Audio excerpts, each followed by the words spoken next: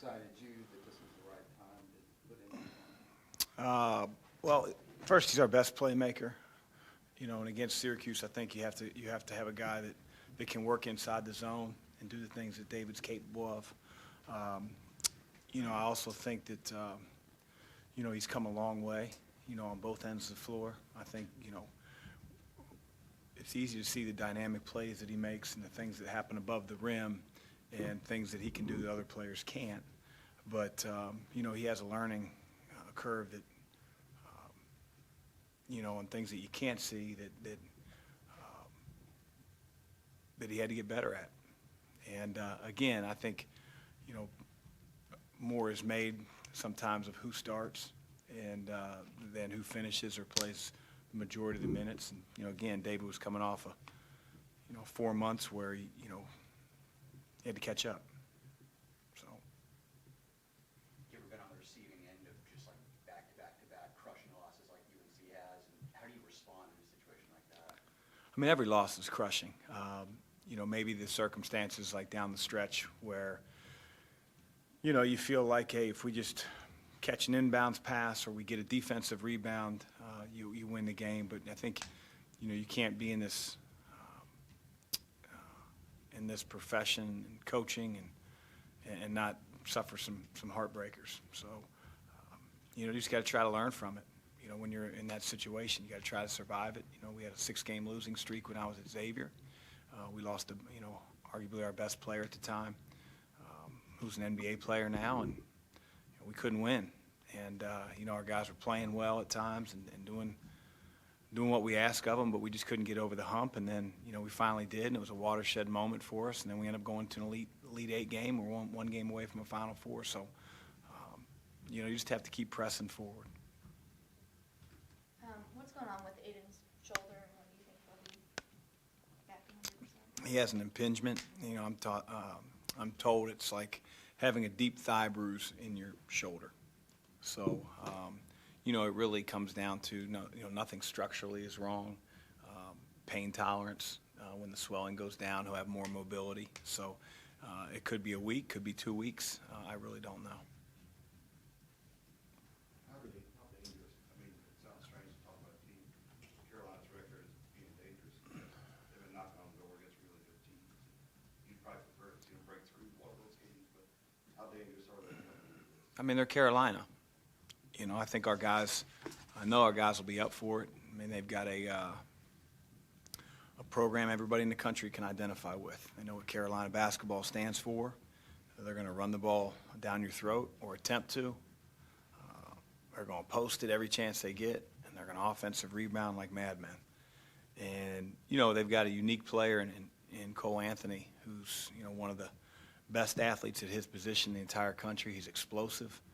And so, we don't worry about, what they're coming in on or what they're trying to do. We just have to be ready for a team that has a history of excellence. Coach, Cole Anthony does such a great job of getting to the basket. Like in your defense, your philosophy is to keep the man in front. What's kind of the thought process in terms of guarding Cole Anthony? He does such a great job getting to the basket. I think against any really good ball handlers and playmakers, like Cole, you just have to make the game as hard as you possibly can on him. To get in the lane. You can't allow him to play downhill. He's a high volume free throw shooter, and he gets to the line an awful lot because he creates contact. He's so quick that contact a lot of times isn't squared to him, so he gets the benefit of the call, and rightfully so. And he's not one-dimensional where he only plays downhill. He can shoot the ball. So it's a challenge. I just think with any really good player, you have to try to make the game as difficult as you possibly can on them. Chris, the ACC unanimously endorsed the idea of the one-time transfer this week. I'm guessing the coaches may not be quite as unanimous about it. What your thoughts are? I'm not a big fan of it, and then, I know scorched earth becomes, towards Mack, like, denying people opportunities. And, well, if coaches wouldn't recruit off other teams, there wouldn't be an issue. But I don't think that's being fair to the issue as well. I think that, dealing with adversity sometimes is a good thing. And, some of the best players I've ever coached, didn't start as freshmen, didn't play a whole lot, just continued to work, get better. And, I just worry a lot of kids are going to, find opportunities before they have to deal with becoming better. That's just my personal stance. I don't think there's an easy solution to it. I was a one-time transfer. I sat out, and I thought it was the best thing for me. But, again, I can't speak for every transfer. Coach Cal seems to think it'll benefit the schools at the top, and that there needs to be, I guess, a pretty strict policy on tampering. There definitely has to be a strict policy on tampering. I don't think that's the only reason that kids transfer, though. I think that the narrative is, sometimes that, if you coaches would quit recruiting kids illegally off other teams, then their kids wouldn't transfer. I don't think that's the case either. A lot of kids get homesick. A lot of kids don't, have success first couple months at the college level. And I just hope that doesn't become, the solution is to find, the right place for me. And sometimes it is the right place. You just have to work through some things for the first time on your own, being away from home. I don't know who it'll benefit. I don't think it'll benefit college basketball and fans that want to see continuity and rosters. I think that's going to be tumultuous from year to year for some teams. Again, it's one man's opinion, and I really don't care if people don't like the opinion. How difficult is it to keep up that high level of play that we saw the other night against Syracuse going forward? What's the magic wand or whatever? We got a lot to play for, and we got to figure that out. And we played well. Syracuse presents a unique challenge, the way you have to play on offense, but I loved our spirit, and we've got to be able to recapture that and keep moving forward. Coach, speaking of a lot to play for, a quick turnaround on Monday, a lot to play for in that Florida State game, especially down the stretch with them being, right there at the top of the conference. How do you plan for a game in such a short turnaround, especially with so much on the line? Same way Florida State does. Florida State game won't mean a whole lot if we don't handle business on Saturday. So I don't talk about it with my team. Really shouldn't talk about it with you guys. I mean, my job is to make sure we're ready to go tomorrow. So, as long as the opponent doesn't have 7 days to prepare, which unless they cancel their game tomorrow, we should be straight. I don't know if you saw the stat that you guys are the top team in the country in the last 4 minutes of games in terms of opponent points per possession. Do you think that you guys are finishing games that strongly? That's something that. But who starts? Who the hell's starting? I really appreciate you pointing that out. Tweet that? No. We've talked about finishing all year long, and there's a lot that goes into that at the end. But I do think it's more important, who finishes games, how we close games, and we've had. I've talked about it, a lot of experience on the floor. We've been in moments where, you're down 6 or 7 points with 3 minutes to go.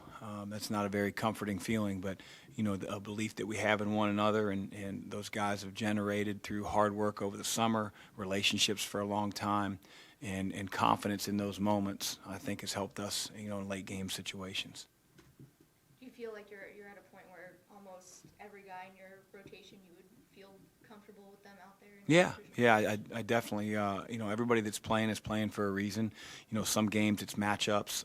Some games you need maybe more defense on the floor at times. Maybe you got to be bigger. Maybe you need more ball handlers on the floor. It really just depends on the situation. And, the nice thing is about playing a healthy 9 guys is that we have a lot of options, at any point during the game. Do you know many of the 2005 cards who are going to be recognized? Um, Mack was on the team, a couple other guys. Yeah, I don't know them crazy well. I was at a different place, but, since I've been here, I've gotten to know a lot of the players. So, whether they're 2005 or, 1980, I've gotten to know a lot of different guys. They've all been, awesome to me, and Yeah, so I know quite a few of them. The title race, as you pointed out, what play for, going down to the wire between three and you count Virginia in there for the fourth.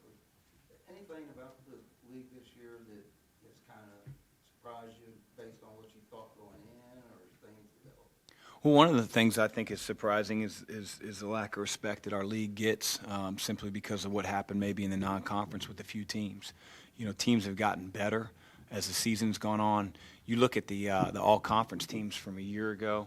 I mean, nobody returned, and so it takes time, you know, for teams to really cement who they're going to be, to get better, to improve.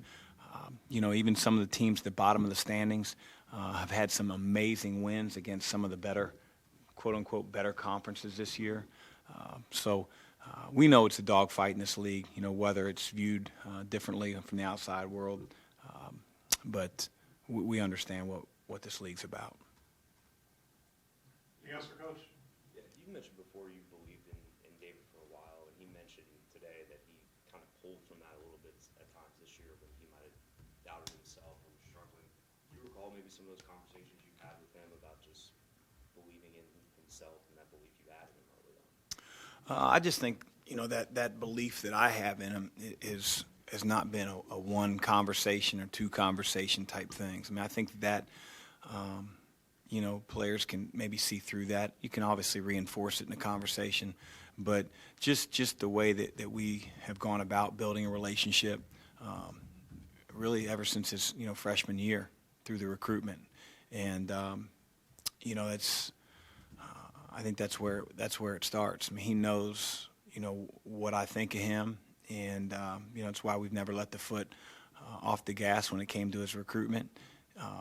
You know, his teammates, his coaching staff, myself, I mean, we sat bedside for him at the surgery. You know, I think he's going to be, and he is, a terrific player. And every player, I don't care who they are, you know, struggles at times, you know, with what the college game presents, you know, whether that's on the defensive end, turnovers, you name it. And there's some struggles he's yet to see that's going to happen as he takes more and more ownership of who he is as a player. But he's a great kid. He's very, very talented. And, you know, when you mix the two together, when you have high character off the floor and, you know, you're competitive and talented on the floor, you know, good things tend to usually happen. He did say he felt bad for not coming to Xavier, but he was smiling. Yeah, it's worked out, but you know, that's the one time I'll forgive him for telling a little white lie. Thanks.